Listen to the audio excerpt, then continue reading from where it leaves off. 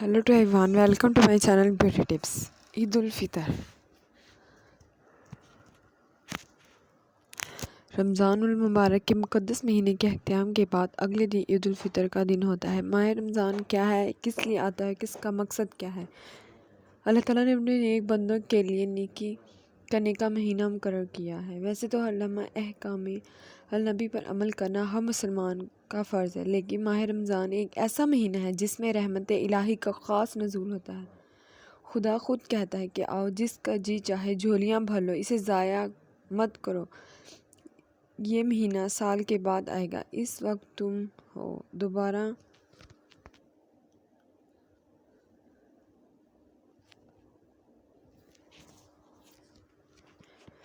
موقع ملے نہ ملے، سارے مہینے میں محض اللہ تعالیٰ کی خوشامدی کے لیے افطار تک نہ کچھ کھانا نہ پینا، نہ نظر سے، نہ دل سے، نہ نفس سے، نہ کان سے، نہ قدم سے، نہ ہاتھ سے کوئی غلط کام کرنا۔ روزے کا مطلب محض یہی نہیں مثلاً کھانا پینا بند کر دے، بلکہ یہ بھی ہو کوئی بھی غلط کام نہ کرے، چاہے اس کا تعلق محض نظر سے ہو، اور کوئی بھی برائی یا گناہ نہ کرنا، چاہے اس کا تعلق انسانی جسم کے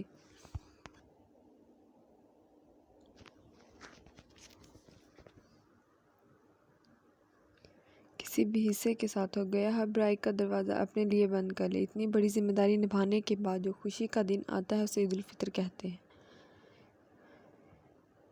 کیا یہ صرف ایک مسلمان کی خوشی کا دن نہیں، بلکہ یہ سب مسلمان کی اجتماعی خوشی کا دن ہے۔ غریب ہو یا امیر، بوڑھا ہو یا جوان، مرد ہو یا عورت، یتیم ہو یا مسکین، اپاہج ہو یا ضرورت مند، تندرست ہو یا بیمار، خوشی سب کے نے منانی ہے۔